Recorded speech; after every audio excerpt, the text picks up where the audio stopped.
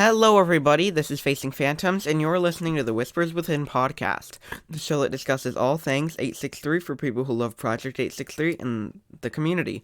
As I said in the beginning, I am Facing Phantoms. I go by he, him, and you are listening to the Whispers Within podcast, episode 4.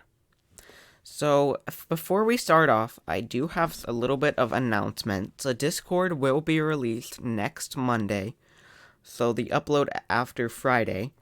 And I also have to tell you that I do not know if we will be able to upload Friday due to family issues and going places.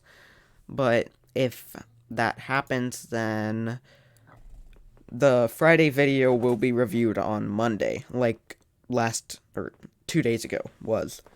So, and then also, we will not have any theories in this episode, or Reddit theories. I am very sorry. Please comment your theories down below. I will see them, and that is mainly because I am sort of in a rush to get this fully filmed, because we do have to leave in 30 minutes to somewhere, and my episodes are usually 20 to 30 minutes long.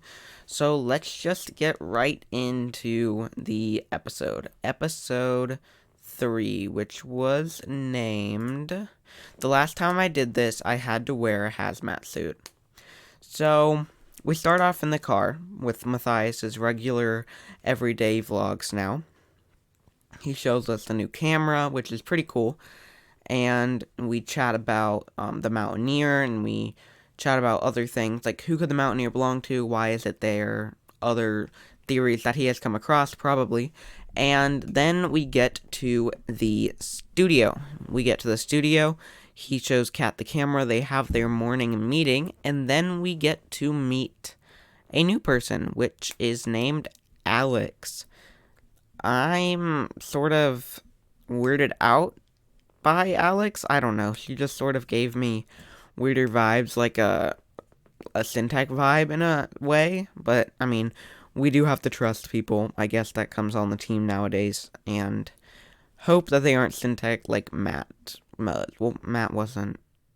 Nelson took him over. However it goes, Matt was taken over, and we just need to stay a little precautious, I feel like, about people on the team and stuff like that. Like, I mean, on the Subject 4 podcast, go check them out, by the way, they were discussing the cleaning crew, and the lady that wasn't at the cleaning crew, and that wasn't a part of the cleaning crew, and they were thinking it was like Sam or Bailey or Deb, which is like, Deb I can see, but like Sam or Bailey, that's what I mean by like, we can't fully like just immediately trust people. We have to like let them sit in for a while and let them talk to Subject 4 ourselves and get more information. And if we decide to trust them, then we trust them. If we decide we don't trust them, then we don't trust them. That's just basically how it is in the world of Syntech. So then, we basically, in this episode, went straight to serious talk when they got to the studio after the meeting. And we talk about the same VIN number. We go and sit at Megadesk, and what do? We get on the SOS channel, which is now, I believe, called Subject 4... Let me go look. I don't remember from the video. It is now called Calling Subject 4 instead of the SOS. And you can get that SOS, I'm pretty sure, if you are a premium member on the Discord. I'm not sure if it's not premium. I believe you have to be premium to get it. Let me know if you don't. I'm not too sure. I'll have to look into it a little closer myself. But we go, and we start talking to Subject 4 in the Calling Subject 4 discussion. And basically, Matt starts off saying that we found another Mountaineer. And, like, it has the same VIN number. Everything is the same. Are they allowed to go through it? Should they go through it? Basically, it was unanimous, and everybody said that they should go through it. I'm sorry if this is a shorter episode also. I'm sort of rushing to get through this, and there's no Reddit theories or anything. I might just pull some up on my phone, but we'll see how we're doing on time after that. But I also do have to get stuff set up to head to where we are going. So basically, Subject 4 says that they're able to. I'm not really sure that Subject 4 took into account the legal area of it, but it is the same exact VIN number that's on probably Matt's DMV file, so we should be allowed to go through it. I haven't looked into that myself. I probably should, but Subject 4 basically decides we should go through it. Matthias responds to a couple messages, and then he decides that we should go through it because Subject 4 said that they should. So basically, we also discussed in the Discord that there are no angles to it.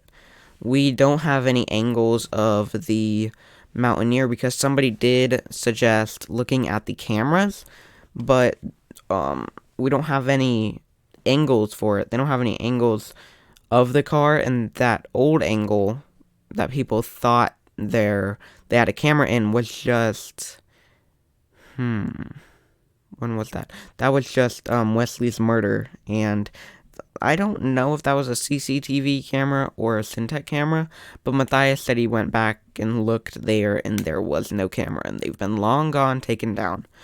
So then we basically decide to go through it. Matt was right. It literally looks completely and totally brand new, which is sort of weird because they stopped making them a while back. And it's just sort of weird how it's completely brand new. Like, no stains whatsoever.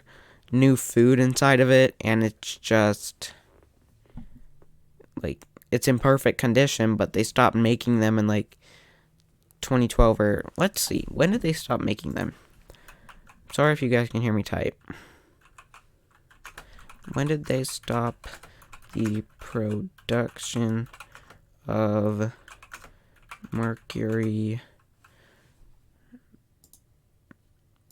Mountaineers? Mariana? No.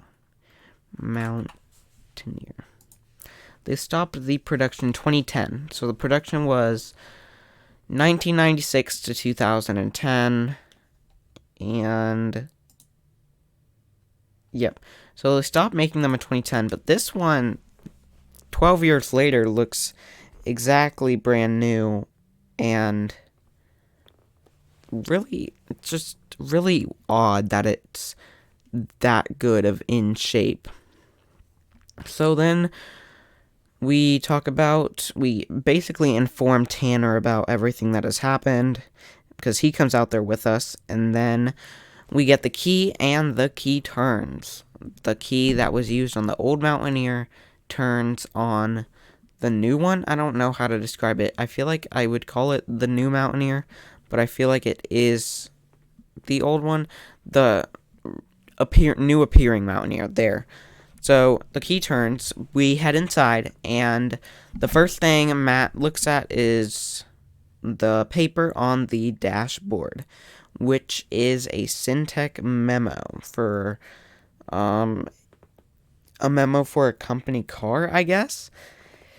We take a look at that, and what does the email say on there? Autumn at Syntec Syntec Inc. Or I'm not sure what it said, not Syntec University. At syntec.org or whatever Syntec emails are. But the name that was used was Autumn. Who do you guys think Autumn Hill is? Because later in the episode, we soon realize her name is Autumn Hill from other evidence. But who do you guys think Autumn Hill is? Autumn Hill. Like, we know her role. She was like Nelson's something assistant. But, like, what do you think she actually did? Like, did she play a part in the evil? Because I feel like not everybody who talked to Nelson directly was evil. Most of them were, but maybe it was Autumn who broke in and stole the Absolute. Maybe Autumn is affiliated with Deb. I'm pretty sure Nelson directly recommended Deborah. So maybe Autumn and Deb had a relation also. I mean, what if they were sisters? Autumn Hill, Deborah Hill? I mean, I don't know. I feel like we need to learn more about Autumn to make any full conclusions of if, like, they were the person stealing the obsolete and stuff like that. So then we realized that there were, what was the number? Give me a quick second. I gotta go look at what the number is. I, like, very quickly put this all together, and I just need to go look at when he was looking at that paper.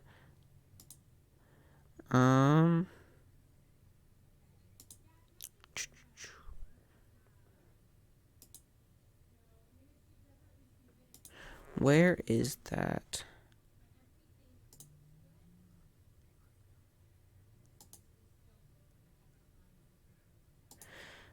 Still finding it.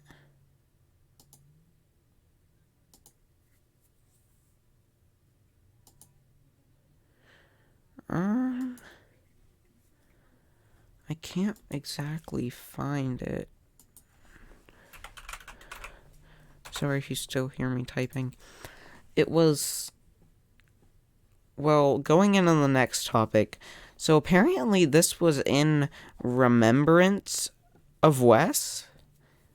It was, I guess, I don't know. How did they put it? It was like, it was his choice of company car, which I guess sort of they did that in memory of his death. But that's like a little weird that they did the car that he was murdered in, because I'm sure they saw the tape because it was on their building. And it's really weird that they have their employees drive around in the cars that the co-owner, late co-owner, was murdered in. That's just, it feels a little wrong for them to do that, but I don't know. Syntech is Syntech. Syntech does what they want. And then we get to Bailey, basically, after we go through, like, the front and stuff a little more. Bailey just randomly pops up with a briefcase in the back, but sadly, what do you guys think the code is for that briefcase? Because it had a 6-digit, 3 on one side, 3 on the other code, and, I mean, maybe it was 155, I have no idea. Trying to think. 863 wasn't it? I think they tried 590. Have we had any? Because in that memo, in the, like, I don't know what that's called, like the drawer right under the dashboard, we find that this car apparently was Scott's, and apparently Scott's the one who had this car last. And maybe, I mean, do we have any numbers that I've associated with Scott at all? I don't remember having any. If you guys remember any, let me know, but I'm honestly not that sure. I feel like all we've heard about Scott is in Wesley's drawer about, like, the mask and stuff, and then we've seen his name tag at Syntech location 13. So, I mean, maybe it is 155 or a different code, but I feel like it would be something more related to Scott. But we get that weird piece of paper out, and Matthias sees some familiar names. Deb, Autumn Hill, and Scott Cleric. Deborah still has no last name, sadly. And, I mean, why was Deb on there? I don't think they ever explained why Deb's name was still on that, in that car. Because, I mean, Autumn was the person who forwarded that car to him, but why was Deb's name on there? Like, what did Deb have to exactly do with that car being transitioned? Did she at one point own that car? Like, I mean, I don't see any I don't see any purpose that Deb would have in this car being transferred to Scott. as his company car. But let me know why do you guys think Deb's name was on there? I mean, it looked like they wrote it in like marker or something too. But after we review that, then we go and look at the trunk. We go and look in the trunk, and what do we find? We find what I thought looked like oh, 1 second.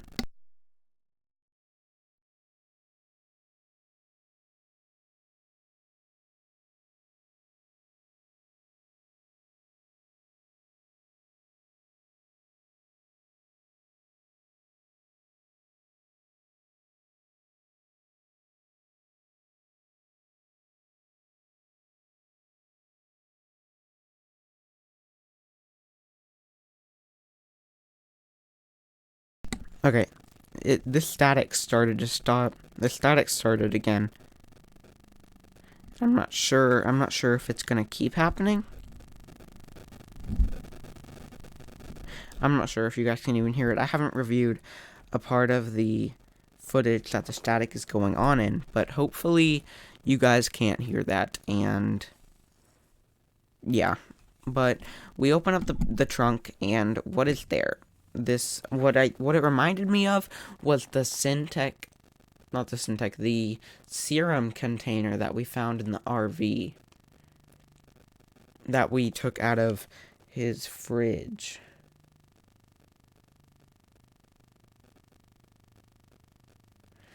What did they say?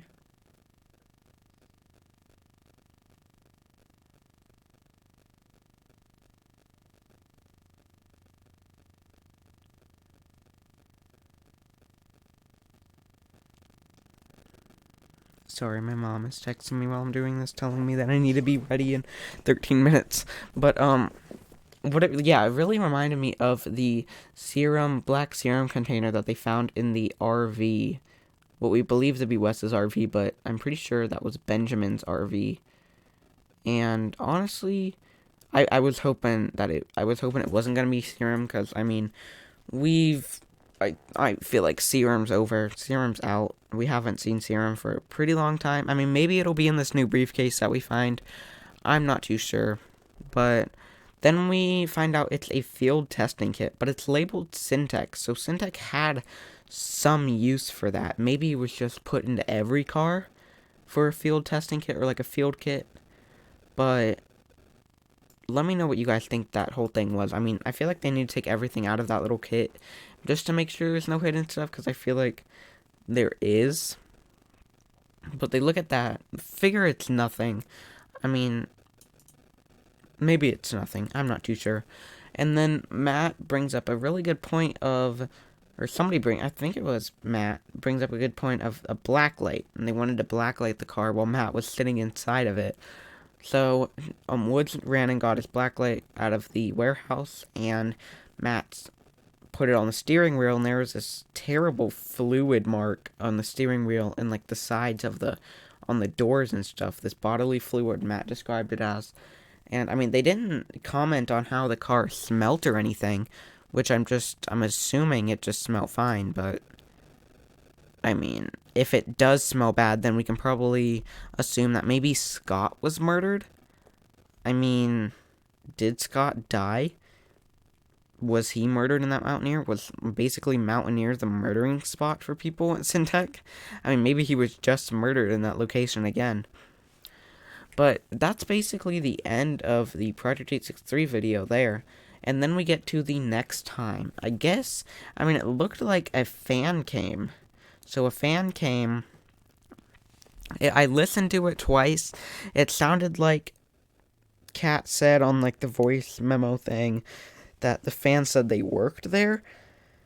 And when we see the overhead image, what I immediately thought of was Scott.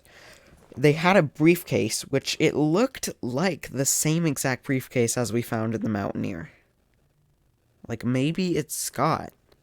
Maybe Scott works for Gary now? I mean, or maybe this is somebody that Gary hired to come in and work at the studio, claim they worked, and then basically, how would I do that?